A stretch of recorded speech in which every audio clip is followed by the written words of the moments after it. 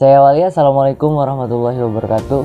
Perkenalkan, nama saya Abdurrahman Asudesi dari jurusan Bimbingan dan Konseling Universitas Sultan Ageng Tirtayasa. Nah, teman-teman di sini saya akan sedikit menjelaskan tentang keterampilan 3M dan juga keterampilan attending dan keterampilan raport. Nah, oke, jadi sebenarnya apa sih 3M itu?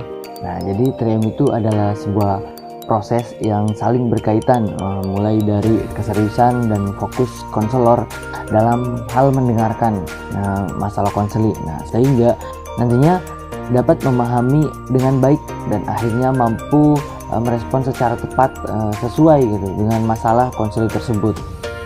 Nah, adapun tujuan dari 3M itu sendiri itu agar kalian bisa mengerti dan mau menerima masukan dan juga puas dengan pelayanan si konselor, walaupun pada dasarnya ataupun pada hakikatnya gitu bukanlah konselor yang akan memecahkan masalah kalian itu, tapi kalian itu sendiri konselor hanya sebagai perantara terpecahkannya masalah si klien itu. Nah, selanjutnya itu mungkin ada aspek-aspek penting dari 3M itu sendiri. Nah, yang pertama itu mungkin dari mendengar. Nah, dari mendengar itu kita harus benar-benar fokus terhadap kata-kata yang diucapkan klien tersebut. Nah, dan juga kita harus bisa melihat perasaan di balik kata-kata klien dan juga melihat ekspresi wajah dan tingkah laku klien ketika mereka berbicara. Nah, dan selanjutnya itu aspek pentingnya itu adanya kita sebagai konselor itu harus mempunyai kemampuan untuk menangkap inti kata-kata yang diucapkan klien secara objektif, dan juga kita harus bisa menahan diri dari dorongan untuk berkata-kata lebih dulu gitu sebelum pada waktunya. Nah, aspek penting yang kedua itu memahami, yaitu kita harus adanya empati diri kita terhadap klien tersebut, dan juga harus adanya sifat menerima apapun yang ia bicarakan ataupun apapun masalahnya si klien tersebut. Kita harus bisa menerima dan juga tidak adanya menjudge mental atau tidak menjudge mental mereka, dan juga tidak menempatkan hal-hal negatif dengan tidak tepat gitu terhadap mereka, dan juga kita tidak bisa membenarkan ataupun menetralisir pembicaraan yang mereka utarakan.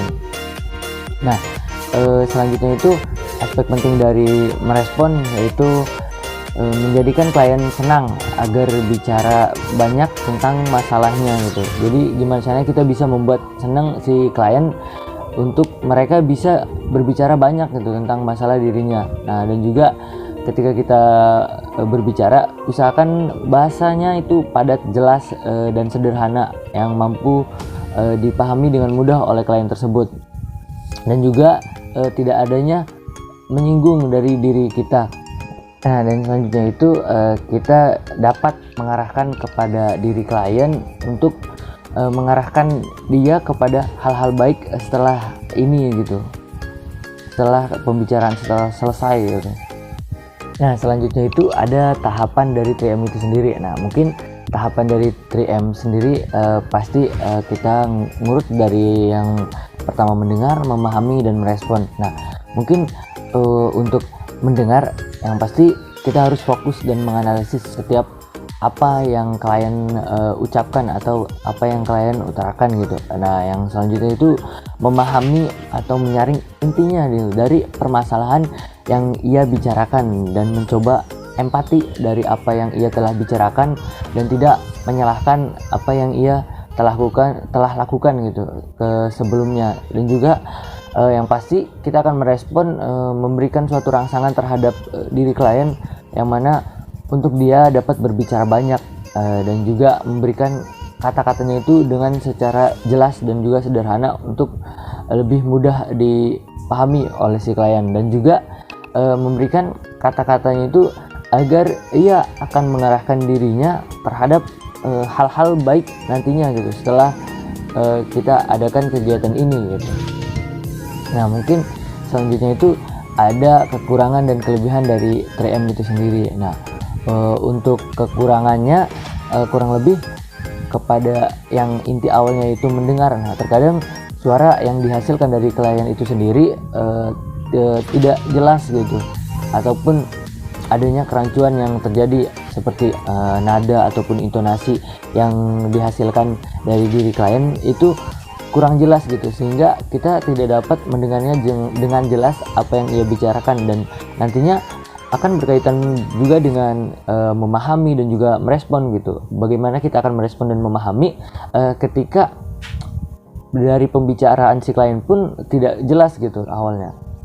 Nah, mungkin untuk kelebihannya untuk 3M itu sendiri, kita nantinya sebagai konselor akan dipermudah dalam mendapatkan informasi lebih jelas dan untuk memberikan kesimpulan ataupun penjelasan ulang dari apa yang kita tangkap, itu akan mudah sekali, karena dari awal pun kita sudah mendengar dengan jelas dan juga memberikan empati, dan kita sudah bisa merasakan, dan yang terakhir pasti kita akan merespon dengan baik ketika kita melakukan itu dengan baik semua.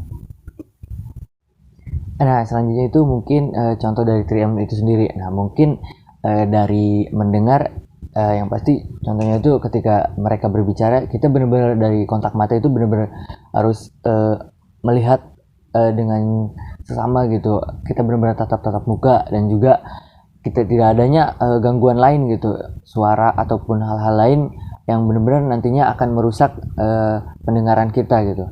Nah, dari memahami, mungkin dari memahami contohnya itu kayak ketika dia merasa sedih, gimana caranya kita memberikan raut muka ataupun kondisi badan kita gitu, gerak tubuh kita ikut gitu merasa sedih apa yang dia bicarakan.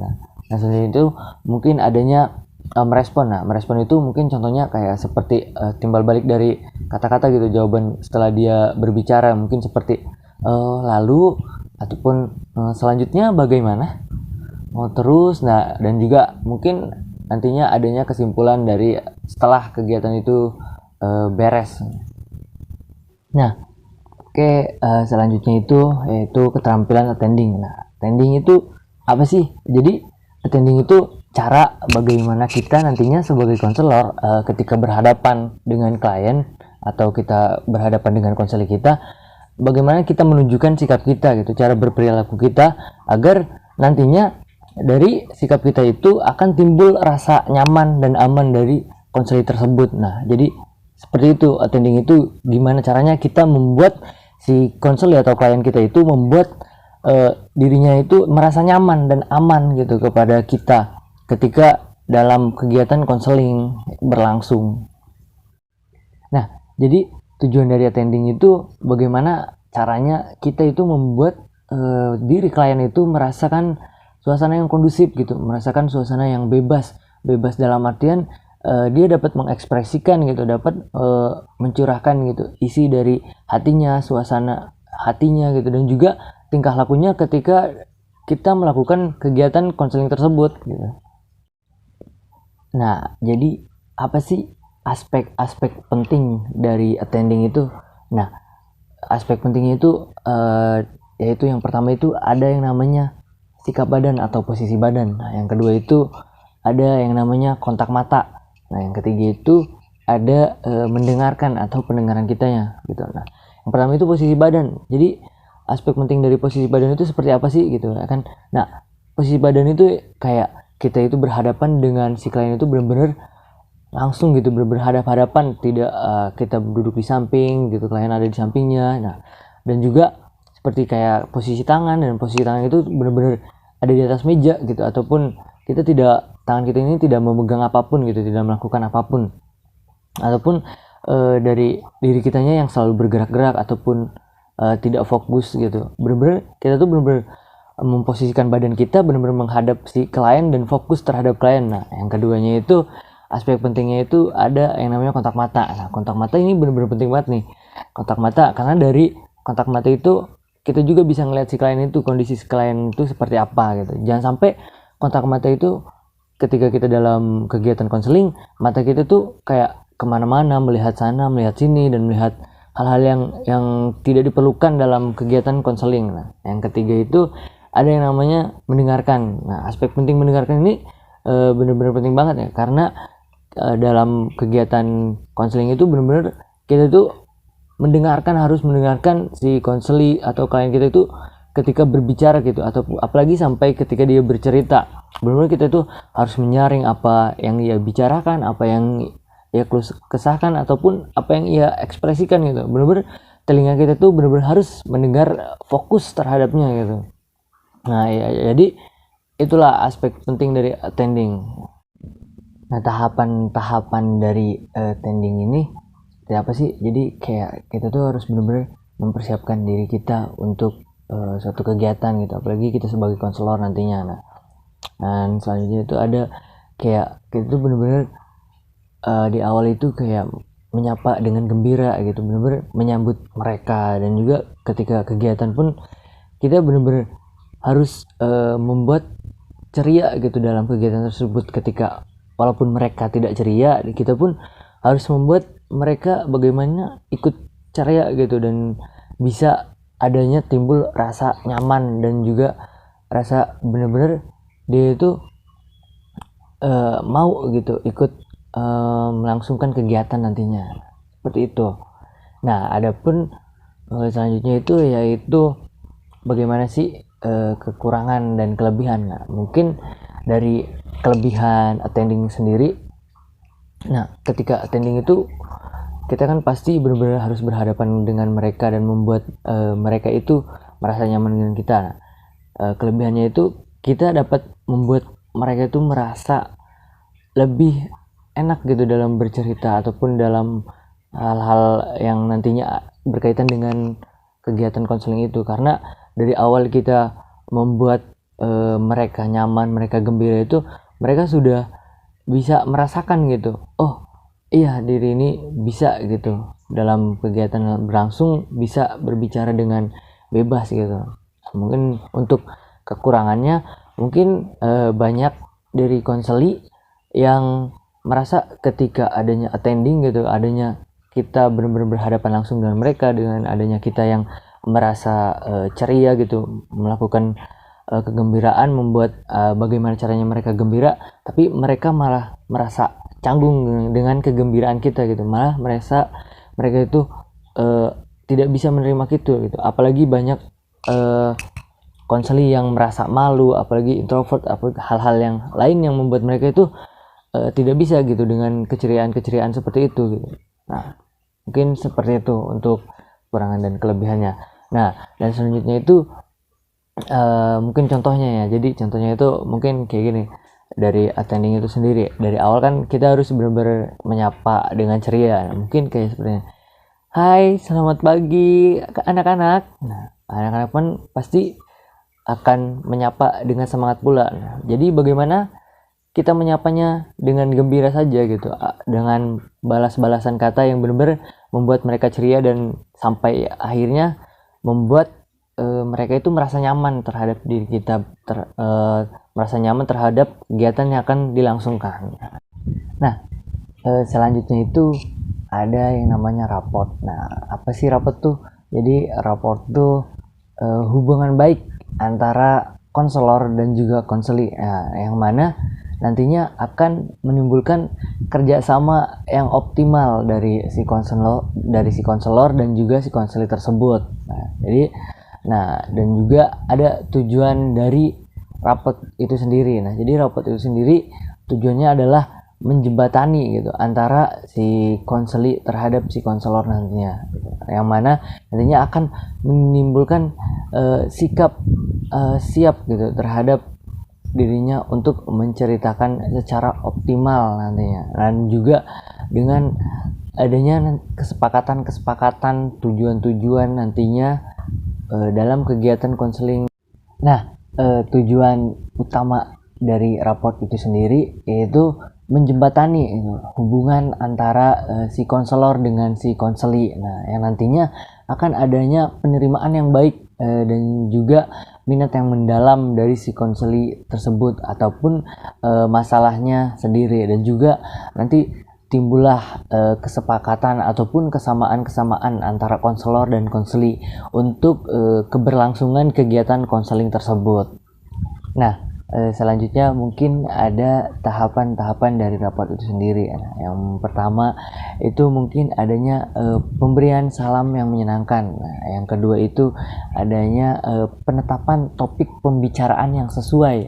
Yang ketiga itu adanya pembuatan suasana ruang konseling yang menyenangkan. Dan yang keempat mungkin adanya sikap yang ditandai dengan kehangatan dari masing-masing konseli dan juga konselornya, dan juga menjamin kerahasiaan dan juga kesadaran dari masing-masing diri klien tersebut yang nantinya dalam kegiatan konseling berlangsung. Nah, selanjutnya itu ada kelebihan dan kekurangan dari teknik raport itu sendiri. Nah, mungkin dari kelebihannya karena raport itu adanya nanti adanya kesepakatan ataupun tujuan-tujuan yang akan kita lakuin bersama gitu dari konselor dan juga konseli.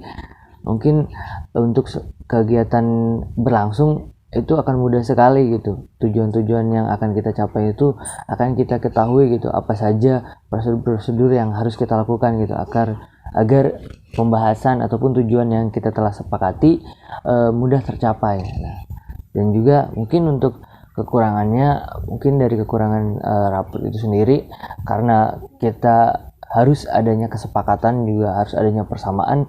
Terkadang karena masing-masing orang itu berbeda pendapat gitu, kadang ada pun orang yang konseli atau klien itu tidak bisa menerima gitu apa yang diinginkan kita, ataupun persepsi kita itu tidak sama gitu dengan dia, karena dari raport itu kan kita harus benar-benar menyetujui gitu, harus benar-benar adanya kesepakatan dari konselor dan juga klien. Dan karena si klien terkadang ada saja gitu orang-orang yang seperti itu gitu, yang tidak bisa menerima keputusan orang lain dan juga menerima pendapat orang lain, jadi seperti itu. Nah, mungkin contoh ataupun verbatim dari raport itu sendiri, mungkin kayak dari pemberian salam yang menyenangkan, kayak contohnya assalamualaikum anak-anak gitu kan, benar-benar yang harus menyenangkan. Dan juga adanya pembuatan kesepakatan atau persamaan, kayak contohnya kita untuk membahas topik gitu, untuk membahas topik pembicaraan yang akan dilakukan selama konseling berlangsung. Nah, mungkin contoh dari pembahasannya itu kayak membuat kesepakatannya itu seperti katanya kamu kemarin sulit dalam belajar ya. Nah, mungkin gimana nih pembahasan yang enak yang mau kita bahas gitu tentang kamu yang sulit belajar? Apakah tentang manajemen waktu, ataupun keperluan-keperluan yang belum kamu temui gitu kan, ataupun hal-hal yang belum kamu capai karena itu tujuan-tujuan dari kegiatan akademik terlewatkan gitu. Nah, seperti itu mungkin. Terima kasih.